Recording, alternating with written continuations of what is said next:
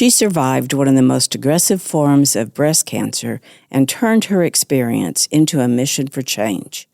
Samina Farid knows firsthand how research, innovation, and compassion can save lives. But she does something more. She backs organizations and startups that are looking for the possibilities of overcoming cancer, the possibilities of a cure. Her story is a reminder that progress doesn't happen by chance. It happens because people care and people are willing to support the kind of research to make it push forward. Samina says that she wants to see that cure not just in our lifetime, but in the lifetimes of people who are right now going through cancer. She knows its importance, and she has made a change in the lives of so many people. Today you're going to hear more about how she, one person, is changing the world. Please share this episode with family and friends, and subscribe to our podcast on your favorite podcast platform. We so appreciate you supporting the Roses mission, and most of all, we want you to take care of yourself. Let's talk about your breast. A different kind of podcast presented to you by The Rose, a breast center of excellence and a Texas treasure. You're going to hear frank discussions about tough topics, and you're going to learn why knowing about your breast could save your life. Samina, tell us about the first time you found out about The Rose. It was so magical. It was all pink. I love it. I was invited to a luncheon. I had never heard of The Rose before by a friend of mine, Caroline Fant, and she said, you need to come and meet Eileen Campbell, who's a friend of hers at Marathon. Mm-hmm. And I sat with these women. I remember you gave us all these shawls, these Pashima, beautiful shawls, which I still have. And it was so amazing because I met this incredible group of women who were so supportive of me through that time. You know, they said, just call us with anything that you need to know. And they were all survivors. That was, yeah. And also what was really great was I learned, because I have HER2, and I met other HER2 survivors, and I learned what they went through. See, we really, and this has become my big passion, is you really need to start investing in helping these new innovative, whether they're drugs or they're devices to help you figure out what's going on. It's so critical that we go ahead and do that, because what she went through was so much harder than what I had to go through, that it really makes you grateful for that. But that became then, I learned all about that, got a lot of support, but it also started my quest, I think, for really trying to find out, I don't think people realize how important research and innovation is and how difficult it is. The story of Herceptin is pretty amazing because it just at the last minute to get the funding so they could do those clinical trials and get the support to run those, so they could actually get this drug out there that saved my life. And so for me, it's now there are things going on right now that I think that are so incredibly important in research. So, I've given my approval to have my little tumor travel all over the world, and I participate in all these little surveys they send me regarding my family life as they start trying to do more research and figure out all of these connections. I participate in that, but I also look at these companies, and we're so fortunate here. We got the CPRIT funding that is going on. We've got the Cancer Innovation Center. We've got these institutions.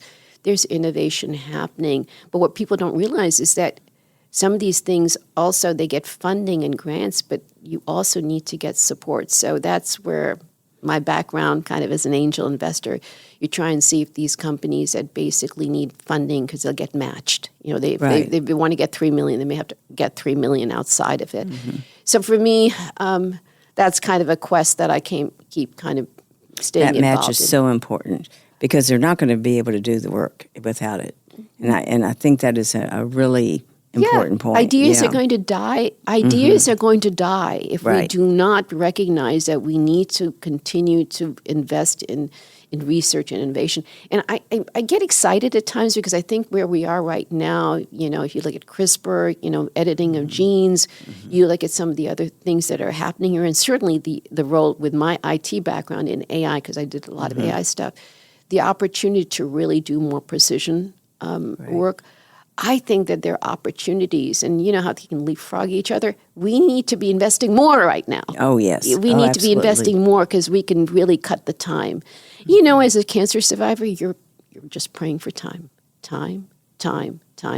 We need to go ahead and do as much as we can, as quickly as we can, to give these people who are struggling with it now more time and hopefully find a cure before their time is up.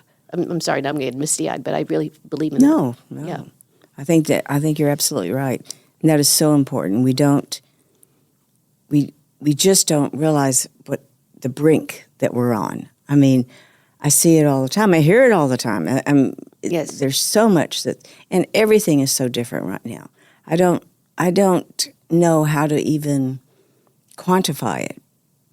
But the perfect example is her too. There was a time that was a death sentence, and I mean you could count how many years that person had, years. I think it was like 1998, so it wasn't that long ago, right? And I'm just so grateful for the fact that people push forward with this thing. Yes. So I just hope that we continue to push forward and come up with, Well, how can a cancer survivor help in that way? Well, I think cancer survivor, one, I think that you have to be open with it. You speak to it. People need to be aware of it. Once we start realizing how many cancer survivors, cancer people with cancers we have, that you go, oh, my neighbor is a cancer, or this lovely person that or my aunt. First of all, you have to be able to do that. But I think that the thing there to do is to continue in your small way to, if that's all you can do, if you can do a big way, do a big way, but do what you can to help support it. Cancer survivors can certainly participate in various research things. If you don't have to share, if you don't have the money to give, money is critical. I mean, let's just talk about it. Cash helps move things. It moves things. You need cash. But if you can't afford a lot of cash, you can share your information because there's research being done. You can participate in like I do. I fill out forms that talk about, it'll take me hours sometimes to fill out. I don't mean to intimidate, but I've also done easy stuff. Like my tumor is now traveling, has been given to research. So I think there are all of these different things that you can do. I hope even by participating in this thing that you kind of make people aware of stuff. So you talk about it, you participated. I worked with Dr. Ellis. I was his patient advocate at, Baylor when he was pushing for, more precision medicine and things like that. So there are a lot of things that you can do, but mostly tell your story. Make people realize that this is a battle that is still ongoing, and we need to continue to fight it. It is not over. People think, oh, cancer, a lot of money has been put into cancer. Oh, we got cancer done. No. It's extraordinarily complex. It's extremely complex. And every patient, some medicines work on some people. Some people, it ravages their body. We have to do a lot more. Proactive stuff, heck yeah. Education, big deal, right? We need to really get people educated. Not just the medical people, but we need to get people educated enough. And certainly, even on the simplest things like go get a mammogram. Why is it critical to get a mammogram? I think to me right now, there is so much work to be done in so many different areas that a cancer survivor can participate in so many different ways. And that's encouraging. I mean, it's not just you went through it, but you can actually be a part of the change. Oh, yes. And so few people realize how important that story is. And all the things you're talking about, each of them has a different part to play in this thing called cure. There used to be a thing that the docs would say, if we ever found out how to cure breast cancer, we could figure out all the rest of it, because breast cancer is one of the most complex, and it can have so many different versions within a single body even. Exactly. And I was very naive. I mean, I think I ran company and this. I was so naive. Cancer is cancer. The big C, as I call it, right? No, it is not. And just breast cancer is extraordinarily complicated. That was my whole education, initial education into this. Like, wow, had no idea. So, and I think, again, I urge not just cancer survivors, but, I think being a cancer supporter, like somebody who is, I think it's so difficult. Sometimes I think it's harder to be a what do you call it, a caregiver than to be a. Who was your caregiver during that time? It was my brother and his family, my brother and sister-in-law, and they were amazing. I mean, they were amazing. That's why I said every time I went over to the hospital, like, "Where's your brother? Hey, how's your brother doing?" Very fortunate, and for them to go through, because I had to go through. It's not just going to the hospital, but it's like the difficult thing of him going with me to make my will, and go through all of those that's what you do. You start preparing. You start preparing, yes.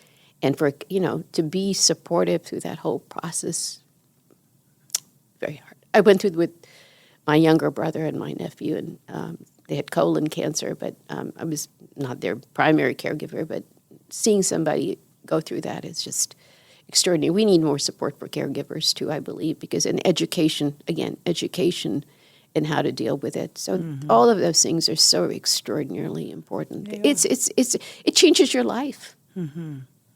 It changes your life, and as a cancer survivor, I don't know about other people, but there are days, of course, you forget because you're this thing, but it's always haunting you. I'm so lucky. Of course, for me, I see scars all over my body, but. So you see it every time you see a mirror. But the whole point of the matter is that you just, I don't know, for me it's like, why did God keep me here? Other people didn't make it. There's got to be some reason. So you're just so grateful all the time for it. So you have no problem talking about your treatment, how you felt, just like being at that table at that luncheon when people started saying, here's what you do if you have this. Well, they were such a great example for me. They talked openly about it. Of course, I'm pretty open about a lot of stuff anyway. My whole thing is, to me, it's life. This is what happens in life, right? You go through these shocks in your life, and who knew cancer, right? And all of a sudden, so you deal with it, but you can't deal with it by hiding it. And it's not like I blasted it out. Well, my niece did, but for me it was. But it's a reality. We're dealing with it, and like every other thing that you have to deal with it, you have to learn about it and make educated decisions. That to me is one of the biggest things: is getting more education, letting people learn enough to ask. I was fortunate. I could do a lot of research. My family did. When I went, I was prepared with the doctor. I could ask a lot of questions, and that was helpful to be able to when you're that. mentoring women, do they all know that you've been through cancer? Do you share it? Is it part of... Yeah, I've done podcasts and things or whatever and talks, and I've certainly... when I talk about my experience, it's hard not to talk about it because that is very much a part of my life. Right. So it usually comes up at some point or the other, but I wouldn't say that everybody necessarily knows it. But but I think in my journey, it has been a very impactful part of my journey. So it certainly comes up when I'm talking about myself. And because I deal with a lot of women in medicine, I kind of relate to my own experience as not just the caregiver, but also as a patient, so a lot of the stuff that, so I'll bring it up because especially if they're I see a lot of women here in Houston who are doing entrepreneurial, innovative things in medicine, and as a result of it, that seems, that usually does come up. I think it's important to talk about it. Right, and take us back to an example you were using about how your pipeline experience came in when you were hearing about, I just think that's amazing if we could start looking at cancer from different ways. That's a great example. Yeah, so I was telling you, so it's very, very interesting because there are so many things that have to be done. It's the drugs that have to come in, but there are also medical devices. We've got the mammogram. Mammogram, thank God. I believe I don't do mammograms anymore, but I hear they're nicer. So kinder mammograms. Yes, so my whole deal is, thank God, but my whole deal is those types of things I think are extraordinarily important.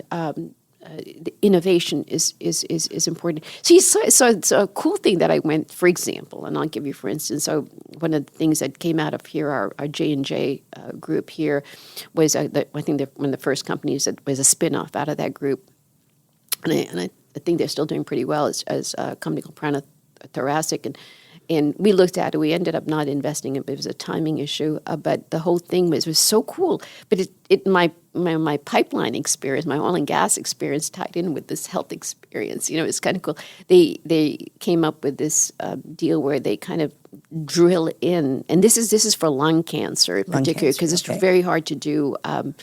When you're talking about the lungs, you're not just talking about bleeding, blood, but you're talking about, air escaping, and it's very, very difficult to be able to get the right amount of cells to be able to figure out. And there's some places in the lungs it's very hard to get to. And it was like a drilling instrument. You just go in, and then they kind of heat it up and close ablation, I think is what's called. Mm-hmm. They close it up as they come out, and you're able to get a much better. Is a good pitch, Joanne Nathan, who I think may still be CEO, will love me pitching this, but it was a really cool thing because you get enough cell that you can actually figure out. There are no questions about it. Heck, you don't want any more after you go through anything like that. You don't want any questions. No. You want to know what's going on because you want to move to resolving the problem. Right. And so all of these things that so there are all of these interesting. Things that are going on right now in regards to, I've invested in this other company that's started doing work, and this gentleman came, now he covers all of these tumor cancers, but his background, he was just recognized by the American Cancer Institute, but I invested in him early. He lost his wife to colon cancer.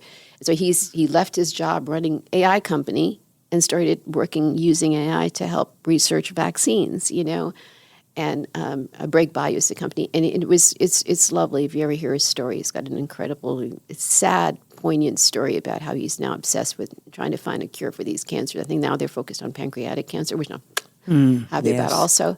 But you see all of this incredible work being done. You think like, God, if they could just make it. And then, innovation leapfrogs. And from that, you come up with so many other reliefs for this type of cancer, or not just cancer, but other types of diseases and stuff. To me, we need to support that. Yes. We really, I keep coming back to that with you, but to me, that is so my passion. I get excited when I hear about something. Go like, maybe this is it. Maybe it is. Maybe this is it, kind of thing. So, it's in our lifetime. In our lifetime, that has to be. We have to be able to see that happen. We see CRISPR, gene editing. You see all sorts of things going on right now that could hopefully make a difference for people. And I want to see it happen, not in our lifetime, but in the lifetime of those people who are right now going through it. Those guys, people who are praying for their sister, their mother, their brother, their thing, they are praying. Right. And you want for them, because I wish it happened for me, for my brother, my nephew, you want to find that happen. Sorry. Absolutely. No. Yeah. No, we do. You want for them to be around the corner. Mm-hmm. So, thank you. Sorry. It's great talking with you, dear. Oh, yes. Yeah, a lot of fun. Oh, look, some tears. No, but that's so true. This world we've been in. Yeah. We've seen how important it is. But right now, what people need to do and what they need to realize is stay ahead of it. For yourself and your family, encourage your family members, get those tests done. Keep up with it, because while we're looking for a cure, there's something you can control, and I'm a controller. You got to get out there and you got to get those tests done. Absolutely. Yeah. Great advice. Thank you. Absolutely.